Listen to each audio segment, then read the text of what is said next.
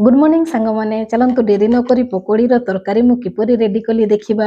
प्रथमे मु तेल पकईदेली, तेल गरम होला से प्याज देली, मसला देली, हलदी देली, ताकू भल भाव कषिदेली।